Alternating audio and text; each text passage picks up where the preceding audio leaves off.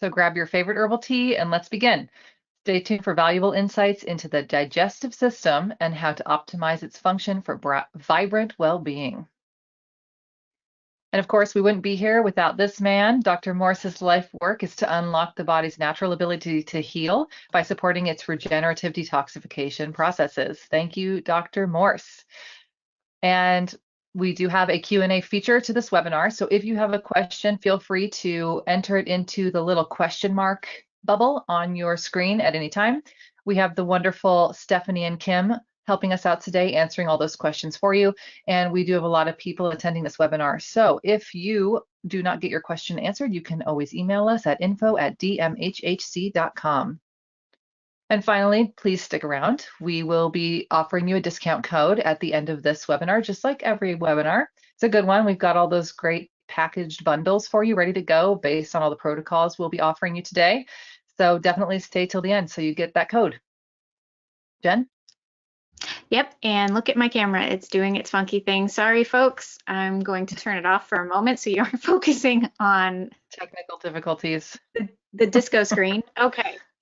So today's agenda, we are going to go over the digestive system anatomy and physiology, just reviewing its component parts, the organs, how each of the entire system functions, the chemical and mechanical breakdown of our food, go over filtration and elimination. Then we're going to jump into herbs for digestive health, talking about Dr. Morse's formulas that are really pertinent to digestion and common situations with those, and as far as the virtual digestive system herb walk, Colleen's going to go in depth into some of those herbs and their support and why we have them in Dr. Morse's formulas, and then getting into additional therapeutics to round it all out, put it all together with the importance of fruits and veggies, how to get started, combine your foods, what to eat, and other routines to complement your health journey. Beautiful. Can't wait. Let's do this.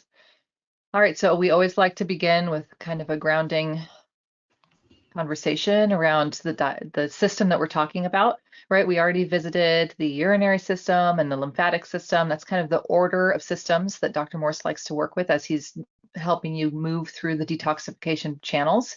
And now we've reached the digestive system, and it's really pertinent timing because it is spring. We talked about this last month as well. Spring is the time for cleansing, and spring is the organs in traditional Chinese medicine, the organs of the liver and gallbladder. So it's really poignant that we're talking about those two organs today, right?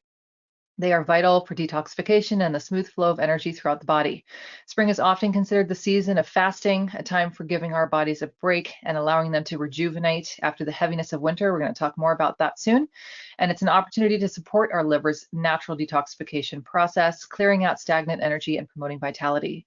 So the element associated with spring in traditional Chinese medicine is wood, symbolizing growth, flexibility, and renewal.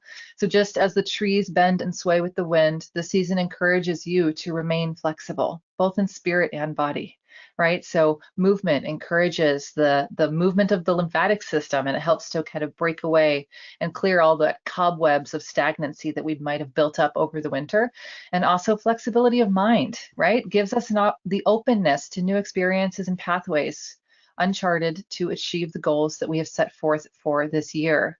Because this is all starting anew. It's new spring growth. Everything is green and alive and ripe with possibility. And this is your opportunity to set those intentions for the year. And so getting really clear about those, but also being open to what that could look like outside of kind of the control that we usually set in our mind space, right? And emotionally, spring is associated with the emotion of anger. Interestingly enough, liver is the organ that they say houses anger. And this doesn't mean that you should suppress or ignore your anger, but rather acknowledge it and find healthy ways to express and release it. And in terms of taste, spring is associated with the sour flavor. I really love this flavor for liver support because that kind of, when you think of a lemon, you already start to salivate. It really activates the digestive juices. And what they say in traditional Chinese medicine and a lot of just natural healers believe that as you taste that sour flavor, it's like wringing out, like a sponge. It helps to wring out the liver. And I love the idea of wringing things out when you're cleansing. That's a concept that we use a lot in yoga too. Jen? Yeah, and like you said, we are really in the middle of spring. We've charged right into it. We're hopefully enjoying the new life around us, and we are taking stock of where we are in the year. almost in May. And, we can see the results of Real. our progress, really consider digging a little deeper. We can also take note of what needs changing, what needs to be simplified. And, one thing I like to point out to people is something we might miss is we're often in the search far and wide for that best or perfect solution to what we're doing. But really, we only find that this process leads us to indecision and overcomplicating. So this just drives home, the Dr. Morse message of simplicity is key. And Mm. like Colleen was saying, spring, this is when we plant seeds and when they're nurtured. And, metaphorically, we can look at this as well. Like, what areas of our lifestyles and our habits really need attention? What can we start anew? What can we plant, create a habit? What can we nurture? And for a lot of us, the diet is the biggest thing that needs the most attention. Yes. And our digestive system is the hub of the body. So what we're putting into it, yeah, we've got to really understand the importance of the fuel we put into our body.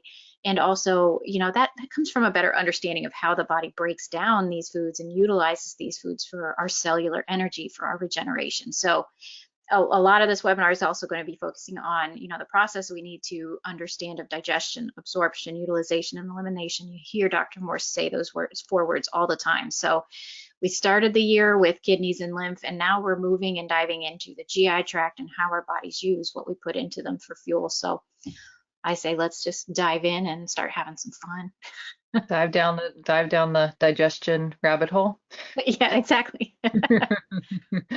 All right, so we're going to go into the heady part of the presentation, digestive system function, anatomy and physiology. And so just real quick, just showing you all the organs and kind of processes throughout the tract that we're going to visit. The mouth and the esophagus goes into the stomach, the small intestine, then the large intestine and the colon. We've got the small intestine connection to the liver and gallbladder here. And oh, Jen, go ahead. These were supposed to be Oh, your it's all slides. it's all right. So yeah, I Want to mean go the back? small. There you No, go. not at Let's all. start here. Not at all. If anything, I'll give my camera another try. Let's see if this actually works. I know, I Nope. miss you. Take a look at that. All right. Nobody can see Oh, my boo. dorky face. Okay. So yeah, the small intestine completes the chemical digestive process. The liver creates and secretes bile that's stored in the gallbladder, and the gallbladder is prompted to release, I have a hard time saying that word, to release bile while eating. And that's released into the duodenal lumen. And then you got the pancreas and the small intestine connection. Pancreas makes those juices called enzymes that break down our sugars, fats, and starches, and then hormones. Colleen's going to get into that soon. And then these pancreatic juices are called into action in the duodenum, part of the small intestine. And again, Colleen's going to get into that. So that's just a really quick overview. And now you've got an excellent, I guess you could call it a metaphor, your donut hole. Donut This is hole metaphor, great. yeah. Yeah. The digestive system, also known as the alimentary canal, it's just one long hole that goes from your mouth to your anus. And so ultimately we are just a donut, right? And not only that, but interestingly enough, the entire digestive tract is made of the same cells, epithelial cells, that skin is made out of. So topically, our skin has got that, we talked about the warrior last month. We talked about how the immune system has this armor that is our skin, that is this primary barrier function for the immune system. Also, you have the entire gut lining is all epithelial cells. The difference is that they're much thinner inside the body because we're absorbing, right? So even in the stomach, surprisingly, the cell wall isn't very thick, but there's a lot of mucus in the stomach lining it to protect it from all those acidic juices in the stomach. And then all throughout the small intestine, same thing. We've got one thin layer of permeable epithelial cells and some other cells that are producing mucus, those goblet cells. And so really it's all about maintaining skin function. When we're talking about healthy tissue function throughout the digestive tract, we're thinking about a lot of the same herbs that we use for helping support the skin, and we're thinking about a lot of the same herbs that we use for mucus and for helping with mucus integrity. Okay. And then, as Jen already said, here's all the different processes that the digestive system has. There's 6 activities involved in this process. They're ingestion, motility, both chemical and mechanical digestion. So you're thinking chemicals, like those are all of your enzymes and juices and acids. And then mechanical, there's actually a physical movement and undulation throughout the entire digestive tract. Then you've got absorption, that's absorbing all your nutrients, very important step in this process, and defecation. And then you could add filtration here too, because we're going to talk all about the liver and how amazing it is at filtering. And then, so the process starts in the mouth, okay? And really, it's important to remember this part. We kind of get all caught up in the cobwebs of all the intricacies of how the liver works and how gallbladder breaks down fats and, or sorry, bile in the gallbladder breaks down fats and where are we absorbing what. But, you know, if you're not paying attention to your mouth and actually chewing your food really well and tasting all of your different flavors in your food, you're really missing the very initial step to healthy digestion. So keep that in mind, and we'll talk about it more in a little bit. Yes, and once you properly chew your food, you swallow it, it's carried from the pharynx to the stomach via the esophagus. You have these muscular contractions called peristalsis, and you're going to hear reference to this throughout the entire GI tract with that action. And then the glands in the stomach secrete a gastric juice to mix with food and create chyme. And the stomach then churns this mixture with its muscular contractions to help break down food further before it transitions into the small intestine. And we get more action at this stage too. Yeah, it's a lot of action here, actually. So right after you pass, let's see, I actually think, what's this slide? Two functions in the pancreas. Okay, so here we go. So we've got this entering into the duodenum here, and that's where you have the liver and the gallbladder. The liver is just this incredible organ in the body. It's the Anglo-Saxon meaning is to live. It's often referred to as the seat of life, and it regenerates. It's the heaviest organ in the body, and it's the one we can't live without. I mean, we can't live without a lot of organs, but we definitely can't live without the liver. Yes. Commonly called the body's chemical warehouse, it performs over 500 known metabolic functions. So the liver is involved in carbohydrate, fat, and protein metabolism. It stores essential nutrients such as vitamin A, D, E, and K, and minerals like iron and copper, as well as glycogen for energy storage. It produces proteins like bile, necessary for fat digestion, as well as proteins for maintaining blood volume and pressure and clotting. And it helps in the production of immune factors. So it removes bacteria and toxins from the bloodstream and plays a role in immune response regulation. The liver metabolizes hormones such as insulin, estrogen, and thyroid hormone.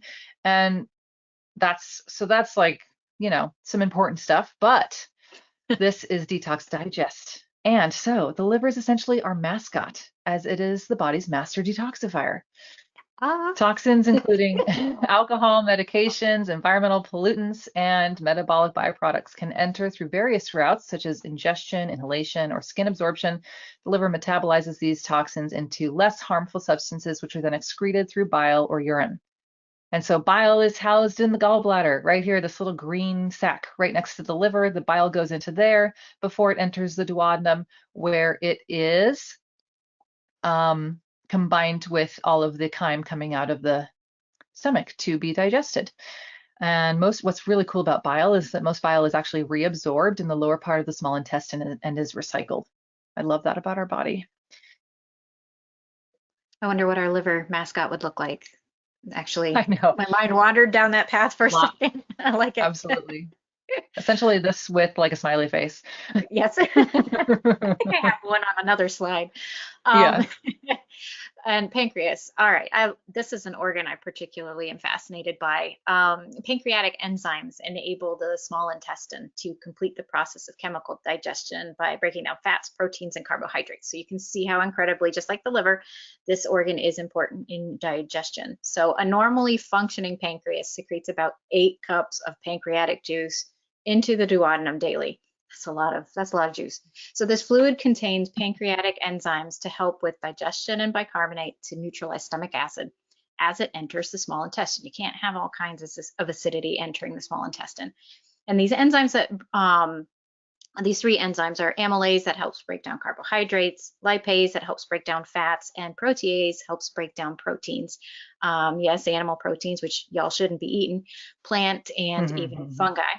And there are other cells in the pancreas that secrete hormones, insulin and glucagon, that help regulate blood sugar levels in the blood. So this is a very important organ dude right here. I love this thing. Indeed. As we all should. Okay, so then we are now moving away from the liver and pancreas into the duodenum, which I mentioned earlier. This is this very first part of the small intestine right after the stomach, where both the pancreatic juices and bile from the gallbladder enter into the chyme and mix with the chyme coming out of the stomach. And so it's essentially, emulsifying this chyme food bolus and getting it primed for absorption further down. So you've got the duodenum for that. And then you've got the jejunum and the ileum, which are two sections of the small intestines. And there you have most of the absorption of all of the nutrients from your food is happening in the small intestines in those areas there. Pretty straightforward. Yep. And then the large intestine. And I do find this area also particularly fascinating, especially with iridology. If anyone's had an opportunity for an Mhm. iris reading ever by anybody, or has even looked at Dr. Jensen's iridology chart, you'll see that the digestive system is right around the pupil. It's the hub of the body. So much goes on in the digestive system in its entirety. So let's take a look at the large intestine. So you have this is where waste is formed into solid material, and you have portions called the cecum, the ascending colon, the transverse colon, the descending colon, and the sigmoid colon. And the cecum is very, very short. It receives material from the small intestine. The ascending colon goes upward on that right side and absorbs the remaining water and other nutrients from indigestible food material, further solidifying it into stool. The transverse colon runs horizontally across your abdominal region, and that also absorbs water and salts from indigestible material. And then the descending colon goes in a downward on the left-hand side. This also assists in some water and element removal of indigestible material, but mostly it's a storage area for the feces. And then when we get to by the time we get to that sigmoid colon, we're getting near the end of the tract here, and it's to a much lesser extent. It does remove some water from the indigestible material, but this is where the material is moved to the rectum for removal. And then that final stop is the rectum before everything ends at the colon and opens into the anus for us to eliminate. And that's where your poop comes from. Yep. And now we're talking about poop. Yep. Yep. All Just right. in Thanks, case Jenn. anyone wondered. Just in case anyone was wondering, it's pretty obvious. Yeah. Yep. Yeah, poop is a big topic here at Dr. Oh, Morse's. absolutely. So the digestive system is both an eliminatory pathway as well as a filter thanks to the liver, and digestion is just one piece of the detoxification puzzle. So it's all intricately connected with other eliminatory pathways throughout the body. So I just wanted to bring this all together, kind of showing you that it's not just about tunnel visioning into the digestive system and focusing on that. That's why we always offer you these great bundles with all these different products in them for the kidneys and the lymphatic system, respiratory tract. That's because it's not an isolated system. It's working in tandem with all these other eliminatory systems to help you detoxify and kind of clear things out. So let's look at Absolutely. the connectivity of this digestive system. So obviously, lymphatic system is a big one. We talked about how the small intestines has this kind of permeable epithelial cell wall. So lacteals are specialized vessels in the villi of the small intestine. If you haven't taken an anatomy class in a while, the villi are the tiny little finger tendrils that stick out of your small intestines for optimal absorption. And so, yeah, the villi of the small intestine is where the lacteals are hanging out, and that is a vessel that takes a lot of these fat-soluble vitamins, as well as fat-soluble toxins and other substances out of digestion and into lymphatic flow. So the connection between the digestive system and the lymph system. And the lymph then is filtering that as well. So it's like a double filtration system. It's pretty amazing. And Yeah. then the urinary system, through the process known as biotransformation, the liver metabolizes fat-soluble toxins into water-soluble compounds, allowing their excretion via bile or urine. So this is where those water-soluble compounds will end up in the kidney bladder zone. And so having that, cleared out and functioning properly is very important as well. The circulatory system is a really big one for digestion because blood transports waste products from the digestive process out of the small intestines to be eliminated via the circulatory system, either through the liver and that detoxification process, or through the kidneys. Blood also distributes, very importantly, nutrients from our food throughout the body, right? So it's the thing that's transporting all these important nutrients to our cells to give them the energy that they need. So circulatory system is a big component of, feeling the energy and vitality that comes from our food and having it get sent the right way. The integumentary system, many traditional healers have seen signs of an overtaxed liver expressing on the skin. Red, irritated patches, no one knows where they come from. Sometimes those of you who have done a lot of detoxing, you've probably experienced that, these random things showing up on your skin when you're deep in a liver detox. Not surprising because of that liver to skin eliminatory pathway. So, and also we talk about the skin as that third kidney. So just always talking about the ways that these things are helping each other balance each other out.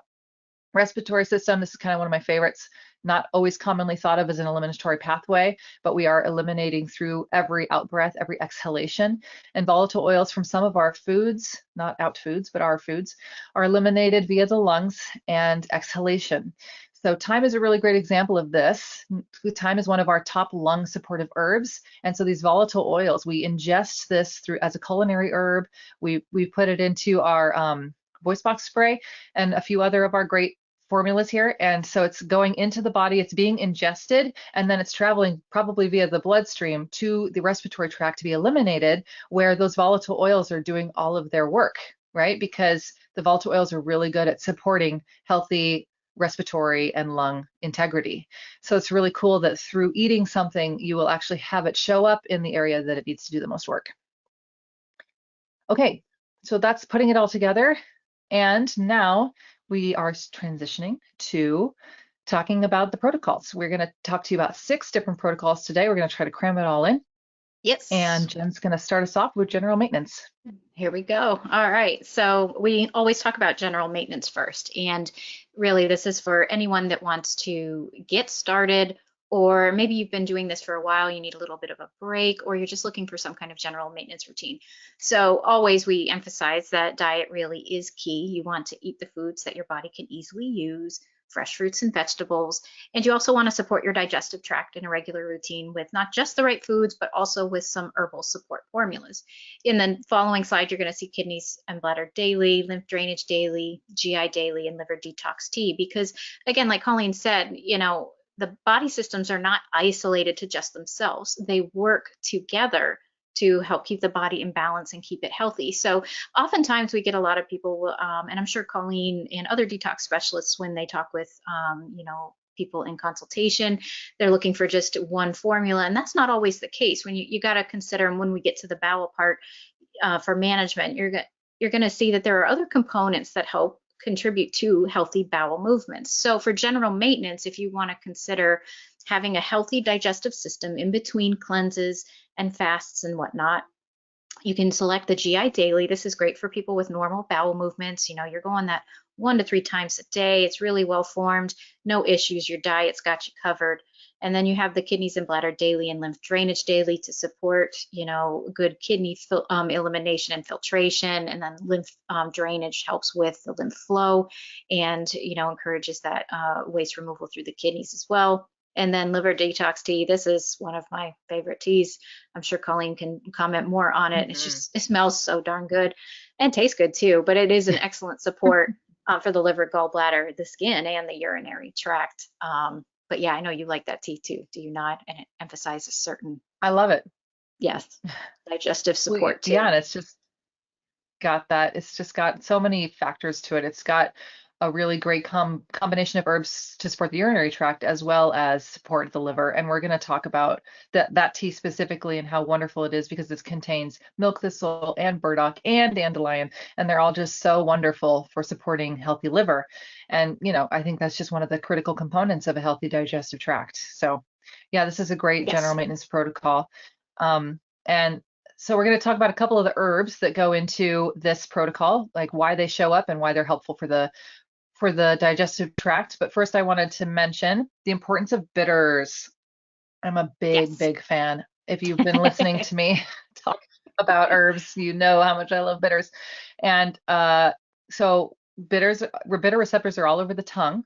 And what's happening is those bitter receptors are being triggered So I'm going to tie this into digestion and why it's so important that we eat bitters or taste them in our formulas. We are actually very bitter deficient in our culture. Our standard American diet, although now I'm speaking to a lot of people who are not doing a standard American diet, who are detoxing and are eating a lot of fruits and vegetables. You're totally giving your tongue all the receptors, pings that it needs to digest and function properly. But bitters can be a really great way for folks with sluggish digestion to ignite their digestive fire. We'll talk about that more in a little bit. But what's physiologically happening that's so fascinating is that you have the bitter receptor triggered when you eat something bitter. It sends a signal to your brain, which then tells your entire GI tract to start digesting. So it starts producing all the different gastric juices. You've got saliva, you've got your hydrochloric acid in the stomach, you've got bile being produced, and you've even got the peristalsis, which is that natural undulation of the small intestine. And historically, one of the big reasons why we have this bitter receptor response is because so many of our most toxic herbs are highly bitter. And so when our body has essentially evolved that when it tastes something bitter, it really primes the whole digestive tract so that we can potentially remove a toxic thing from our body quickly. It doesn't actually speed up digestion in any way, but it does activate all those great digestive functions that so many of us could benefit from when we experience sluggish digestion. So let's talk about the most bitter herb. Okay, so gentian, which has made its way into many an aperitif. Angostura and Campari and Aperol. I know we don't do a lot of alcohol consumption here at Dr. Morse's, but that is the historical reasoning for why gentian has made its way into all of those, is because they're drinking before or after a meal to stimulate the digestive function, right? And so gentian is so bitter that even when diluted to 1 to 50,000, the bitter flavor is still detectable, which is just amazing. So you can put a very, very tiny bit of gentian in your formula and the bitterness will come through. And so the result is increased production. I already talked about all of that. So notice how many formulas this is in. GI, basically all the GI formulas, daily, gentle, moderate, and super, all contain gentian. It's also in pancreas support, liver, skin, and stomach tea. So as you can see, Dr. Morse totally gets it. He's all on board with the bitters and how beneficial they are for digestion. And one thing I will always say is that a lot of our GI formulas come in capsule form, and it's really good to taste the bitter flavor, right? We do have a few bitter receptors in our stomach too, but I encourage you to try some of our GI formulas as glycerins, because then you really can taste that on your tongue, taste that bitter flavor. And then we have slippery elm. So you all probably remember, we've talked about demulcents before. They are wonderful. They're like emollients on the skin. They hold moisture, they make a gel, and they're super hydrating to the entire digestive tract. So we love them in a digestive formula because we're talking about the lining of the stomach and the intestines being covered in mucus. In fact, a lot of the conjecture around whether what's happening with leaky gut is a thought that the mucus production is low, and so those the epithelial cells underneath that thin mucus layer are drying out, which makes them more permeable, which allows larger things to pass from the gut to the blood, causing all sorts of systemic discomforts, right? And so what we are doing with slippery elm is we are coating the entire GI lining and maintaining the integrity of that mucus lining with this lovely demulcent slippery elm herb. But if you're taking it as a cap, which is oftentimes the case with the GI formulas, because all the daily through super movers are all capsule form, just remember to always drink it with plenty of water or get a bunch of juice in while you're taking it, because this type of constituent will pull moisture from anywhere it can. So if you put it into your stomach without enough water or hydration, it will start to pull hydration from the lining of your gut. And that obviously, if we're talking about someone who's running dry and we're trying to build up their mucus lining, you wouldn't want to exacerbate the situation by not drinking enough water or enough juice to kind of contribute to that juicy sliminess that you want there. So hopefully that makes sense. And yeah, it's in all of our GI formulas plus GI Broom and stomach tea. Stay hydrated. Okay, and now we'll move on. That's the summary. Yeah, stay hydrated. That is the summary. However you can. And we talk about how a lot of our fruits, as long as we're doing a ton of juicing and drinking and eating lots of fruits, we are going to get, and even our vegetables, we get a lot of those, of that moisture naturally. But you might even just Absolutely. consider drinking a tall glass of water every time you take your GI formulas as Yes. capsules. No harm in any of that. Great. On Absolutely. to the next Which, protocol. yeah, which that leads into very well. We're going to talk about poo again because we do that a lot here, like Yay. Colleen said. We really do. And, we can get caught up in the typical terminology of what is a constipation and loose watery Mhm. stool. But, I'm sure you can agree, Colleen, and many detox specialists that's out there may be listening. It's aside from that label we give our stool movements, we actually need to get into the descriptive part of it, and because your Tell poo us tells about a your lot poop. about Yep. you. Yep.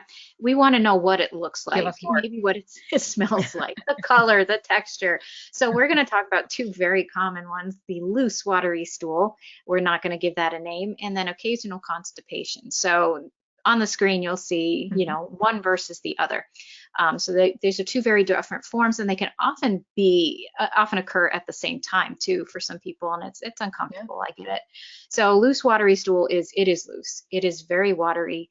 It is very urgent and frequent. You get that awful abdominal cramping and discomfort. Your body is responding. It's trying to remove something quickly, and you do need to stay hydrated in those cases. And diarrhea is not healthy. Some people view that as they're cleansing out their gut. Well, they are, because there's something acute that is causing that. It's not a good thing to have consistently in a chronic Mm-mm. situation. And same with constipation, whether it's occasional or chronic. This is stool that's very hard and dry. It's extremely solid, painful or difficult to pass.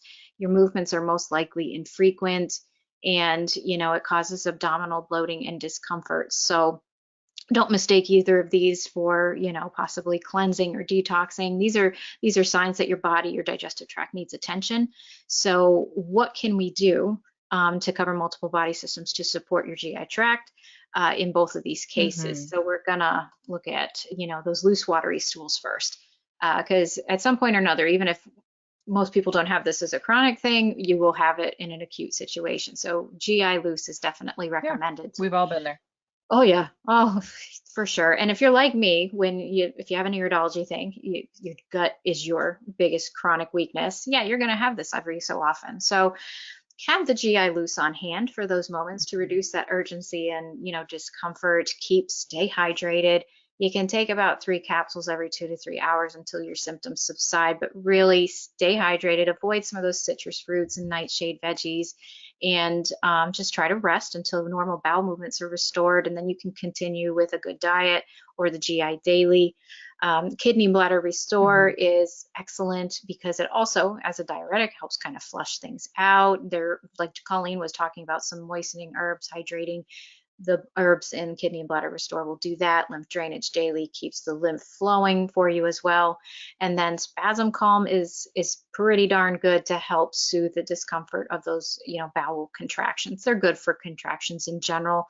We're not I'm not going to say that these Mhm. are, it's like particularly good for something incredibly intense, but it does really help calm things down a little bit and keeps you from running to the bathroom too often. Yeah. I recommend Spasm Calm for all kinds of things, not just loose Oh, water stool. yes, It's such a great formula. Got a lot of definitely. great calming nervous system herbs. Yep, ladies, that time of the month, that kind of thing, or just, yeah, Mhm. Yeah. definitely. And then we have occasional constipation. Okay, so we have GI gentle mover, moderate mover, and super mover listed here because you're going to need to choose the GI formula based on your current situation with your bowel movements. You have to take into Mhm. account your current diet and the changes you're going to be making, because that will influence the frequency and consistency and appearance of your bowel movements too. Maybe a liver weakness, a pancreatic weakness, adrenals, even with how much water and whatnot is being absorbed, your kidneys. It Totally. really, again, not isolated. Think about other areas you might have weakness. So choose the formula that represents your bowel movements best, and leave room for potential changes in your diet to help regulate. Then you have the kidneys and Mhm. bladder hydrate to hydrate those kidneys really, again. Colleen can probably talk more to this, but to really help with the kidneys filter, the GI, Lubricate. Yes, lubricate. There's the word. Awesome. Thank you. So glad you're on here with me. And then the lymph drainage gentle mover, My 'cause you pleasure. just need some of that gentle lymph movement. And yeah, 70% of your immune system's in your gut. We kind of covered that last month. So definitely keep the lymph moving. And then stomach tea. I like this tea too. I know Kim and Steph will definitely Mhm. advocate, probably in the chat, or for you talking with them now, they've probably also commented, on, hey, try this tea, try this tea. It's wonderful. So it will help, in times of constipation, but also with loose stools or other discomforts, bloating, nausea, even when you get that acid feeling coming up the esophagus, that irritation, stomach tea is Mhm. excellent for that too. So it's good all around. You can't deny it with that tea. Yeah, well, I think with Dr. Morse and the way he formulates his teas, he's so good at bringing in all these different herbs with their astringency and their hydration, so that the tea itself turns out to be a modulator. So it's really good at kind of just bringing you back into balance from wherever you are starting. It's a really Yes, great tea. absolutely. Yep, I love it. Yeah. And then just to speak to the choosing your mover, whether gentle, moderate, or super, we always say that this is a short-term use formula Yes. because really the diet should be moving your bowels. We're going to meet some of the herbs in these formulas right now. They are really strong and they can sometimes be habit forming for people where they're like, I poop so great on this. Why would I ever not do it? Well, that's because you're using an herb that's really intense and you've kind of become really attached to it. So it's good to kind of bring yourself back. Tertiary, what's that called? What tirate? What's the word for that? Titrate. Yes. Jenn, Yeah. you were using it. Okay. Titrate. Titrate. Thank you. Yeah. Titrate back to GI daily. So you want to only be on these for short-term use, and then you want to kind of go back in strength back to the GI daily for daily use and allow your diet to move your bowels. So important to remember that. Yep, that and then lends Keep hitting my to, brain. hey, look at, some other potential, weaknesses in the body that you might be having that could be leading you to Exactly. stay on this for too long. So yeah, I know you're going to cover this now, but more food for thought for Yeah. them. Oh, nice. Good one. I figured that would come up at some point. That's super All late. right, so Sorry. psyllium. This is such a cool herb. If you remember from when we were, let's see, what I think it was with the urinary system, we talked about plantain. So you might be recognizing this herb if you've been paying close attention to the pictures. This is another plantago species, just like plantain. And so see how that leaf structure has that same kind of vertical vein structure that's super prehistoric, which is so cool. So this plant's been around for a long time. So yeah, plantain and psyllium are cousins, and they are both highly mucilaginous, but it's the seed that we're using in our formulas here, and or the seed husk. It's commonly used as a natural bulking agent that supports healthy stool weight. So we're recommending this one. It's in our GI loose, and I actually love it as a modulator because psyllium, it does what's called, it's osmotic. So it works kind of either way. It can help to bulk and it can also help to hydrate. So whether you are experiencing loose runny stool and you need to bulk up your stool kind of firmness, you would be using either GI Broom or GI Loose. I know it sounds kind of crazy, but believe it or not, or at least you could just use a psyllium supplement in those moments. So even with loose runny stool, but we're specifically talking about it with our, and so then we're also talking about it on the other end of the spectrum with constipation, how it can be really helpful because it's slimy and mucilaginous. So it's really good at kind of softening things up a little bit. So mostly indicated for loose runny stool, and it's in a lot of the formulas that we talked about for that protocol. Also can be used for occasional constipation. Very cool. Okay, so here, yeah, very cool. Such a cool herb. I just love all the modulators. They're so magical. You What does just your love body herbs. need? We'll figure it out. Also, I just love Yes. herbs. Good point. Good point. All right. So as we were saying, so as I was saying, Cascara sagrada is one of those very strong laxatives. It's a powerful laxative herb. It works best when taken for a 1 week period, followed by a break. Supplements containing this herb should relieve occasional constipation in just a few days. So allow at least 6 to 12 hours for laxative effects to occur. Um, knowing that the fresh bark couldn't be used, let's see, I'm going to read that or not. Yeah, I'm not sure that even goes to this herb anymore. So It is, yeah, it's in all of our mover formulas. Gentle, moderate, and super all have Cascara Sagrada in them. So I kind of already said all this before, and also broom, which is a sweeper, right? Yes, Hence the name. But definitely it's is. just keeping in mind that these are moving the bowels. This herb moves the bowels, and it's not a long-term use herb. So remember to go back to GI Daily after a couple of weeks. And Yes. another herb that shows up in all these formulas, gentle, moderate, and super mover, is another laxative. So we have two strong laxatives in our mover formulas. So, hopefully you're pooping on those. Or else we need to talk about, like Jenn said, what else is going on for you. Yes. So what's really fascinating about Cape aloe specifically, this is one that's native to South Africa, and it's a succulent, right? It's an aloe, Hmm. but it actually has the ability to retain its function. And these C glycosides, like pass all the way through digestive processes until they get to the large intestine. So they don't break down until they get to the large intestine, which is where the intestinal flora in the large intestine activates their laxative properties. Pretty cool. Very cool. So talk about a Absolutely. synergistic herb here. That's pretty amazing. All right. Definitely. So again, kind of the same warning or caution with this herb. It should not be used for periods of more than 2 weeks without medical supervision. So again, we're just using these herbs to get things moving, and then we are walking back to the GI daily, and we are using our diet to move our bowels. Yes, absolutely. Okay, on to the next protocol. Yep. This isn't quite our liver mascot because this one needs help. Our liver mascot's a Oh healthy no. liver, but a liver Or with a maybe this face. is our Yeah. mascot, Yep. helping people heal their livers. Absolutely. So, yeah, I mean, I can't see the audience, but who feels that their liver is overloaded or sluggish? All right. So, what is that? Pretty Okay. normal, huh? Absolutely. I mean, really, in this case, I mean, it's probably a loaded statement, haha, but it's your body's not removing toxins properly. It is overloaded. The Yeah. liver's not metabolizing nutrients and fats adequately, so you can feel lethargic. You might notice a more sluggish metabolism, skin irritations, like Colleen mentioned before, and of course, Mhm. many GI discomforts. Your liver is important at removing toxins, processing nutrients, regulating that metabolism and producing bile, so many other things. So, what Mhm. would protocol to support the liver, aside from maybe some other weaknesses and things other issues you have going on, what can we do at least to get you started? So we're going to look at, always a kidney and bladder formula and a lymph drainage formula.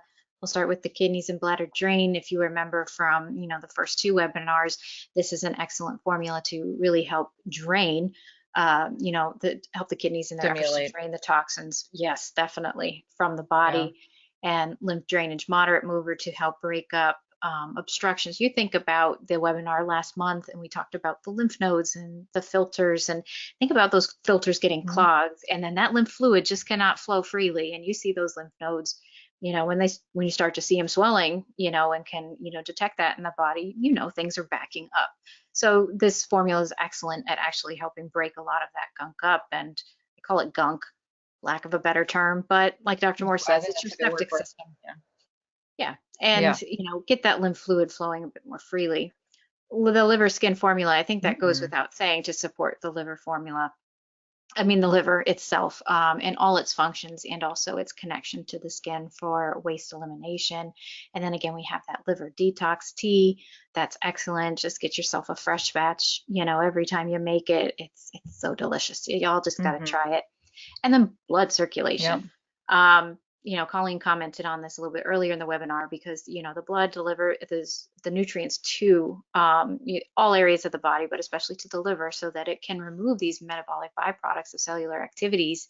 And then we've got to eliminate them Yep. via the lymph in the kidneys. So, and that added support of the blood circulation really helps with some of that liver overload feeling, and you can really begin to see the difference. So this would be a good one to start with if you've never addressed your liver, or if you have, those Mhm. feelings of sluggishness, or even just trouble moving your bowels. I mean, when I first started this was one, the liver skin formula, along with some other help, made a big difference for me. So I can really, get behind this one and say, at least start with this if you're having some trouble.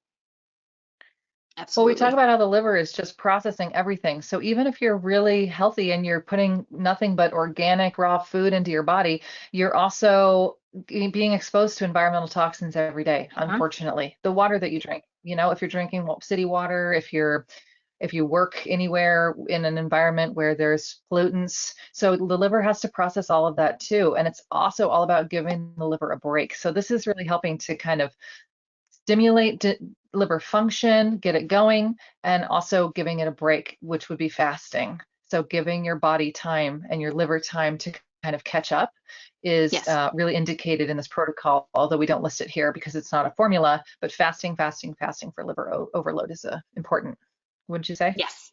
Yes, absolutely. Most Yeah. definitely. Like a good liver Yeah. flush. Well, once or twice a year would be a Yeah, good thing. exactly. Yes, Yep. love that. And all your and lemonade fast would be a perfect addition with the way that it Hmm. wrings out the liver. So Yes. yeah, great. Okay, so milk thistle is the number one herb because it's a hepatoprotective and a hepatorestorative. So the liver is the hepatic organ, so that's where that word comes from. Hepatoprotective, so protecting the liver, and hepatotrophorestorative. So the liver already regenerates. This herb is really good at supporting that process of liver regeneration and helping it to restore. So really incredible herb that is in our liver skin formula. So definitely always, if you're kind of building up and strengthening the liver, add liver skin to whatever protocol you're doing.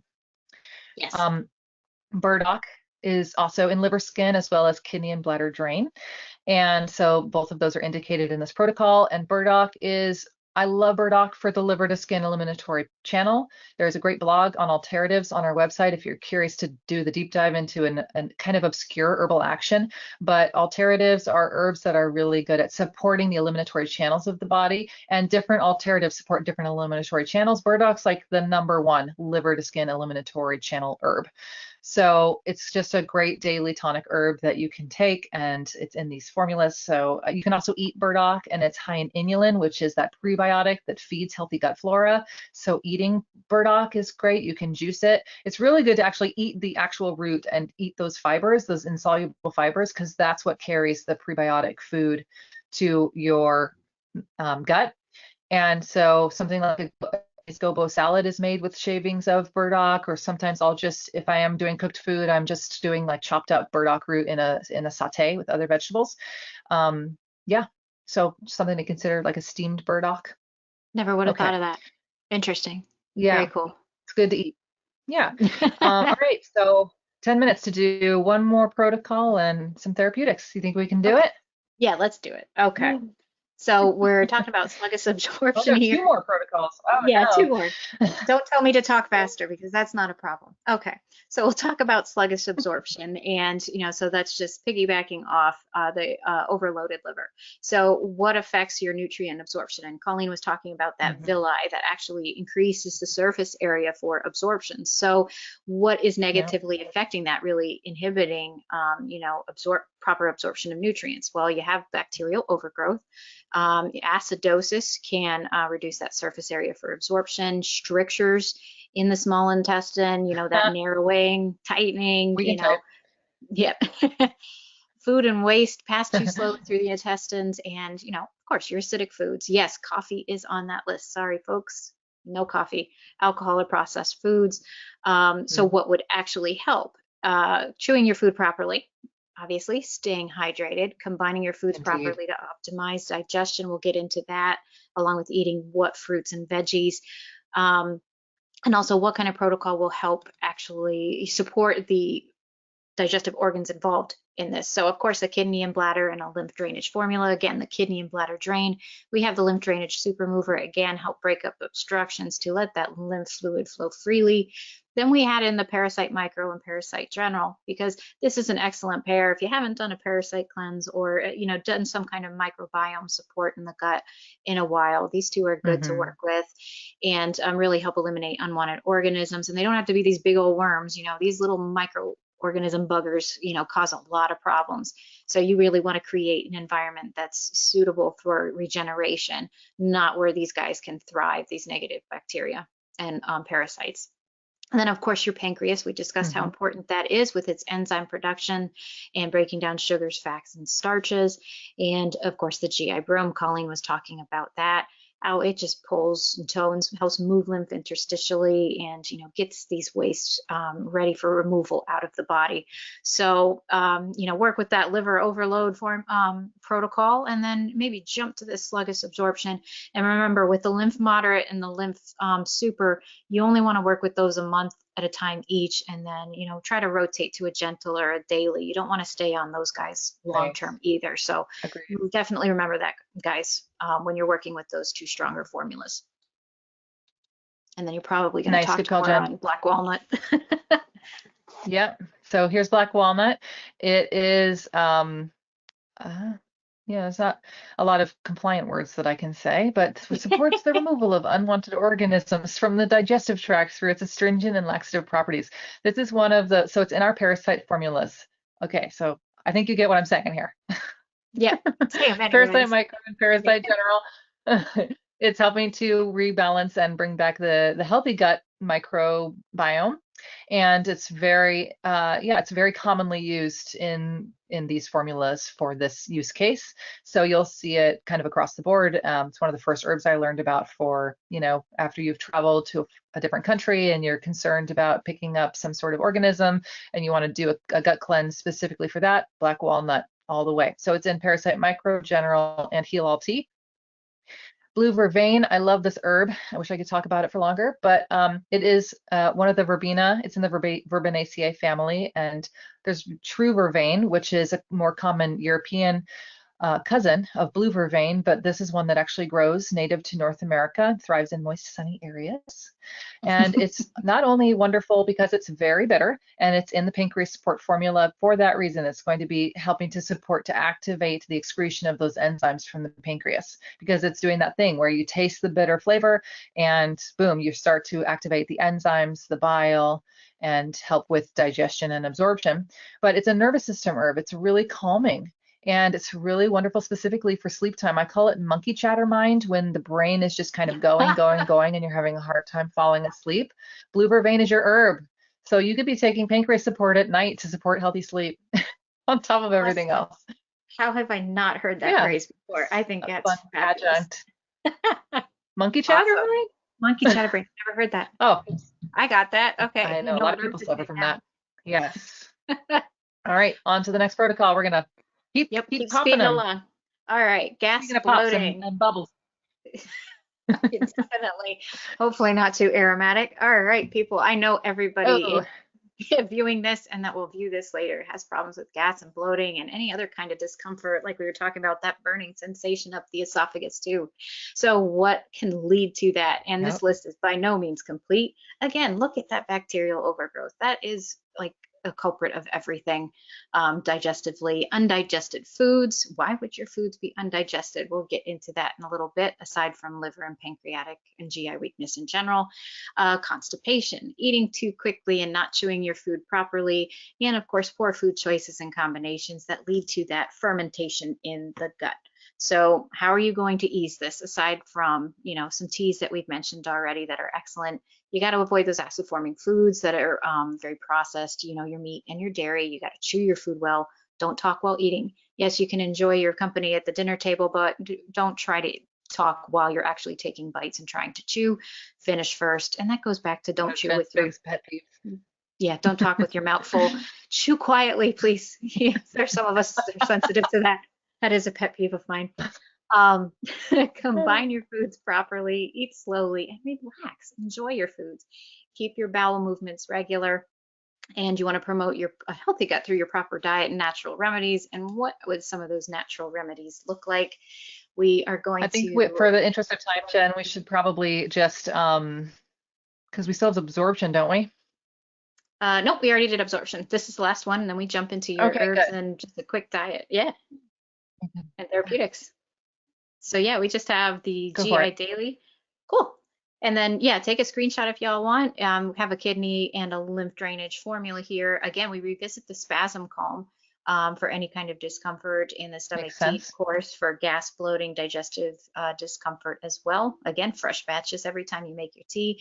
And then the parasite Hmm. micro, just to help support that healthy gut flora that all of us need. And of course, your diet, which we will get into in a moment. But Colleen has a couple herbs she wants to review with you. Indeed. So golden seal has high berberine content, and in fact, it's over harvested and endangered at this point because of its berberine content, because it's so good at supporting healthy inflammatory levels in the pancreas mainly, and it's protective against unwanted organisms. So it's been studied for its potential to support pancreatic function by promoting healthy blood sugar levels and aiding in digestion of carbohydrates. And it's also really it's a great immune herb for this reason. And you're going to see it in a lot of immune formulas for stimulating the immune system and helping to fight off any unwanted organisms through the immune tract, like when we start to feel the symptoms of coming down with something. So you're going to see it in a lot of formulas. Dr. Morse loves this herb. Pancreas support, stomach tea, heal all tea, throat soothe, which is going to be renamed soon to throat soothe. Whoa, curveball. Yes. Ultimate herbal blend, eye health, and tooth and gum powder. And chamomile, I wanted to mention this because it is the most widely consumed herbal tea globally. It's gentle, it's great for children and the elderly. You can drink, as far as I know, as much as you want of this, and it's perfectly fine. It's a great tonic herb. It's great for supporting healthy inflammatory levels, and it's calming. It's a calming nervine. No wonder everybody loves drinking it. And what's also great about it is it's a warming carminative. So those carminative herbs, I can't go into it right now, but they are great at helping to break up those gas bubbles. They are good at dispelling gas and bloating. So chamomile in your stomach tea. Drink it before and after you eat, especially if you're experiencing gas and bloating. And it is Absolutely. 2 o'clock. We are sorry if we are losing you right now. We are going to keep going for a moment, but you will receive a video of a recording of this in your Yes. inbox tomorrow. So keep an eye out for that. And also it'll be on our YouTube channel from here on out. So you can rewatch it Yes. whenever you'd like. So we'll just keep going. We'll kind of rush through the last therapeutics here and then say goodbye. Yep. So, yeah, we're just going to cover fruits and veggies and why we say these guys, need to consume them all the time. So, we talk about acid forming food is acidosis and congestion. Our cells are deprived of nutrients when this happens, and this is very destructive. The body would need to naturally use steroids, cholesterol, and other responses to restore balance. It's just, that's why when you see excess amounts of these, it leads to other problems. It's not a good thing. And, that can lead to dehydration within and outside the cellular walls. So that's a big reason why we say eat alkaline forming foods. It prompts the detoxification process. Your body's no longer in a state of suppression. So your body begins to clean and rehydrate.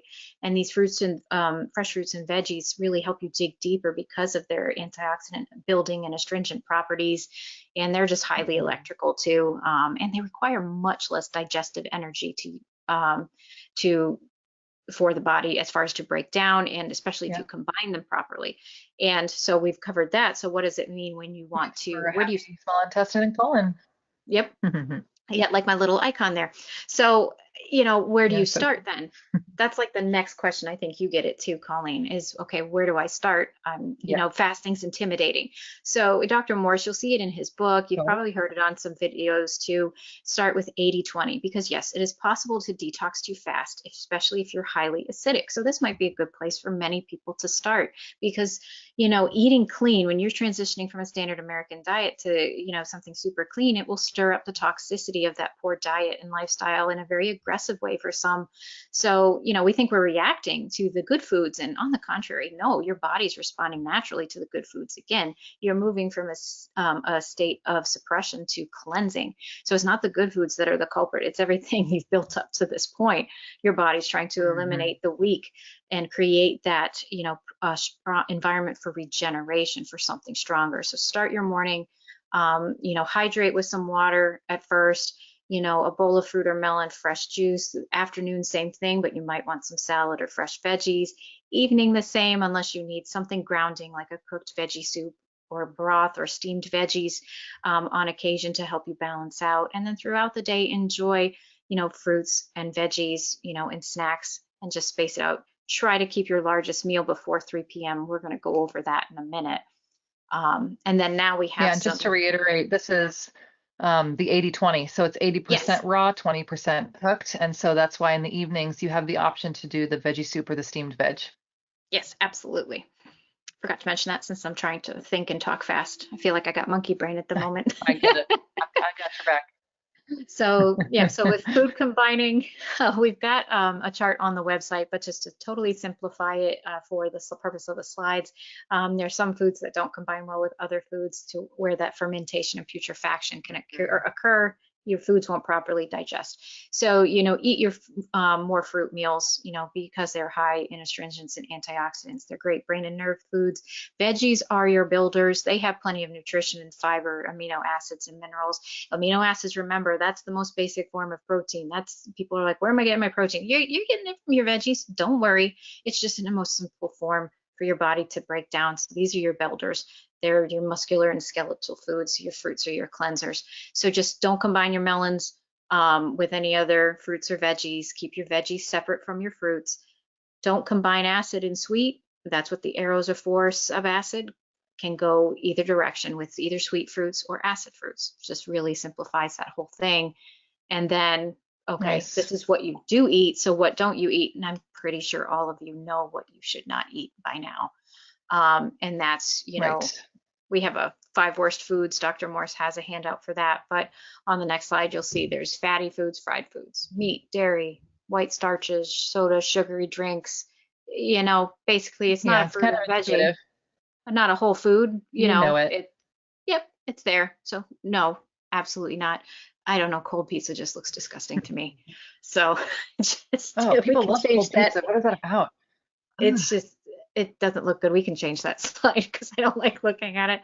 All right, so to start your day, yeah, so you're breaking your fast, start your day with, yeah, try a little water and then have some hot water and lemon or some herbal tea, then follow it with a fresh fruit for breakfast or a fruit smoothie and juice, kind of go back to that 80-20.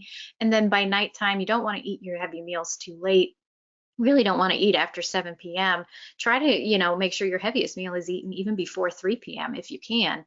And yes, put down your electronics at least 1 hour before bed. 2 hours would be better. And really focus on, Hmm. something that you enjoy, deep breathing, relaxation, meditation, yoga. I mean, find a routine, a couple hours before bed to really help you shut down. Um, that would be great. And Sleep I don't hygiene. know. Yep, Good stuff. exactly. And I know you've got a mocktail on the All next right. slide. When would you put that into a Yeah, bitters routine? mocktail recipe. Mhm. As I mentioned, there's these great bitter herbs in your pancreas support formula and your liver skin formula, and they make a great mocktail. So you just combine 2 droppers full, which is your dose for the hour, 3 times a day, 2 droppers full is what we suggest. So to a shot of fresh pressed juice, any of the above will do, and some carbonated water, and you've got a super tasty mocktail to sip on those hot days that are starting to Yes, come along. absolutely. I like Yeah. this. I'm going to try this. Yeah, I know. I'm a fan. So don't forget to rest and digest. So when you're eating, it's best to not be on the go. Our body needs times of rest and times of activation, and eating a meal is always a good opportunity to really kind of sink into that rest and digest mode, for the nervous system to fully process your food and assimilate everything well. And if you're distracted and on the move, things are not going to assimilate as easily. You'll end up with some of these discomforts like gas and bloating. So really take your time with your meals and use it as a time for ritual. And super chewing, chew your food. I once heard this great quote: chew your juice and drink your food. Right? So Oh, we're all doing a lot of juicing and smoothies, and so you actually want to keep that in your mouth. You don't want to just chug those. You want to keep it in your mouth and start chewing on it so the enzymes in your mouth can start to break down the fruits and vegetables in your juices. And then you want to drink your food. So you want to chew those long enough that they're essentially a liquid before you swallow. So that's the good thinking. concept with super chewing. That's a cutie too. Cute little baby. I know. And then we talk about our functional flavors. We've pretty much covered this. You want to always have bitters with every meal. In fact, I give you homework to try to have all of these flavors with all of your meals. And I'm not saying to add table salt or sugar. I'm saying add salty herbs, seaweed, nettles, add sweet herbs, marshmallow root. I'm sure there's lots of culinary things that I can't think of off the top of your head, but sweet, obviously, fruits, those are going to be helpful for Hmm. functional flavors, but just ensure that you're having a healthy balance of bitter, sweet, sour, salty, and pungent in all of your meals. And we've made it to the final slide. Yes. Sorry we went over, folks. Thanks for hanging in there. The moment you've all been waiting for. All right, Gut Love 20. It'll be your code for all of these wonderful formulas we've talked about today for the next 48 hours until midnight on Friday night. So please head over to our site and put the code in. Also, we will be sending you a follow-up email. We've got a whole bundles page that's devoted to this webinar. So you can, once you get that email from us, it's going to take you to the bundles page where you can either get a bundle based on which imbalance you want to work on, or you can just drag and drop all these individual formulas for 20% off each one. We hope you've enjoyed this. Yes. How you feeling, Jen? I'm feeling good. I had a lot of fun. I hope everyone else did too and found it very informative. So that's what we're here for. Yes. Right, and be sure to go to our website to sign up for our next webinar next month. We're talking about the hormones, the endocrine system, really important system. So Yes. head over there and sign up, register, and we will see you all there. Thanks again for joining us for Detox Digest, and we hope you have a wonderful month. Take Have care. fun, everyone. Bye.